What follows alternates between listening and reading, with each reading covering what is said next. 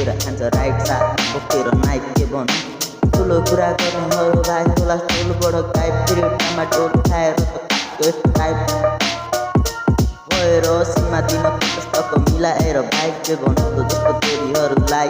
औ सामान पानी खान छोड्दै मेरो कान्छा अब छोड्दै तेरो जिन्दगीलाई सुधार्न